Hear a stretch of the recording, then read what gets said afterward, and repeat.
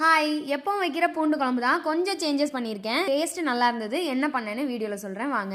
நல்லெண்ணெய் நிறைய ஊற்றிட்டு கொஞ்சமாக வெந்தயம் போட்டு தாளிச்சிட்டு கை நிறைய பூண்டு இதை சேர்த்து நல்லா வதக்கி விட்டதுக்கப்புறம் ஒரு கை நிறைய சின்ன வெங்காயம் கட் பண்ணி சேர்த்துக்கிட்டேன். இது கூடவே ஒரு பெரிய வெங்காயத்தை குட்டி குட்டியாக கட் பண்ணி சேர்த்துக்கிட்டேன். குழம்போட திக்னஸ்க்காக கருவேப்பிலை தக்காளி போட்டு நல்லா வதக்கி விட்டதுக்கப்புறம் இப்போ ஒரு மிக்சி ஜாரில் 10-12 பூண்டு, கொஞ்சமாக ஜீரகம், கொஞ்சமாக பெப்பர் சேர்த்து பேஸ்ட்டாக அரைச்சிட்டு அதையும் குழம்புல சேர்த்துக்கிட்டேன். இதுதான் நான் எக்ஸ்ட்ராவாக ஆட் பண்ணது. எனக்கு குழம்பு வைக்கும் போதே தோணுச்சு இதை ஆட் பண்ணுறதுனால குழம்புல என்ன டேஸ்ட் வரப்போகுதுன்னு. ஆனால் சாப்பிட்டு பார்த்தப்போ நல்லா டேஸ்ட்டாக தான் இருந்தது. நீங்களும் ட்ரை பண்ணி பாருங்கள். வீட்டில் அரைச்ச குழம்பு மசாலா தூள் 2 ஸ்பூன், ஒரு பெரிய நெல்லிக்காய் அளவுக்கு புளி கரைச்சி அதோட தண்ணி சேர்த்துட்டு உப்பு சேர்த்து நல்லா கொதிக்க வச்சுட்டேன். நல்லா கொதிச்சு எண்ணெய் பிரிஞ்சு வந்ததும் லாஸ்ட்டாக வெள்ளைத்தூள் சேர்த்துட்டு அடுப்பை ஆஃப் பண்ணிட்டேன். இதுக்கு சைடிஷாக சொரக்காய் கூட்டு செஞ்சுக்கிட்டேன். சூப்பராக இருந்தது டேஸ்ட்டு. இந்த சொரக்காய் கூட்டை ஆளினிக்கு போட்டு கொடுத்துட்டு குழம்பு ஊற்றி நான் சாப்பிட்டு பார்த்தேன். எப்பயும் வைக்கிற பூண்டு குழம்பை விட இது கொஞ்சம் டேஸ்ட்டாகவே இருந்தது. நீங்களும் ட்ரை பண்ணி பாருங்கள். டாட்டா.